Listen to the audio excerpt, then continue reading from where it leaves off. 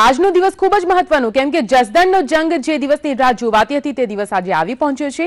Kunvarji Bavaliya versus અવસર નાખ્યા। જનતા કોને મત આપે છે તે જોવાનું રહેશે, પરંતુ કુંવરજી બાવળિયા સાથે સંદેશ ન્યૂઝે કરી છે ખાસ વાતચીત। આવો સાંભળીએ।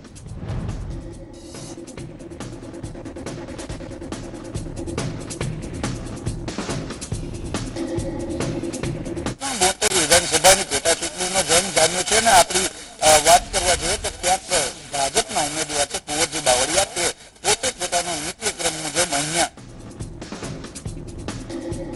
તો આપને જણાવી દઈએ 2.30 લાખ જેટલા મતદારો, જેમાં 1,21,000 જેટલા પુરુષ, જ્યારે કે 1 લાખથી વધારે મહિલા મતદાર આખરે કોના પર પોતાનો મતદાર રાખે છે અને કોને આજે પસંદગી પર કયા ઉમેદવાર પર પસંદગી ઉતારે છે તે તો જોવાનું જ રહ્યું। 23મી તારીખે જ્યારે મતગણના હાથ ધરાશે ત્યારે સમગ્ર ચિત્ર સ્પષ્ટ થઈ જશે, પરંતુ આજે પોલીસ બંદોબસ્ત પણ ચુસ્ત ગોઠવી દેવામાં આવ્યો છે।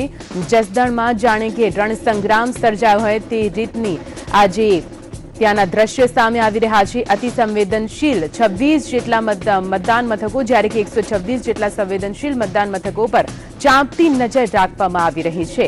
આજે જ્યારે મતદાન યોજાવા જઈ રહ્યો છે ત્યારે જે સમીકરણો સર્જાયા હતા તે સમીકરણોને લઈને હવે જનતા કોને પોતાનો મત આપે છે તે જોવાનું રહેશે।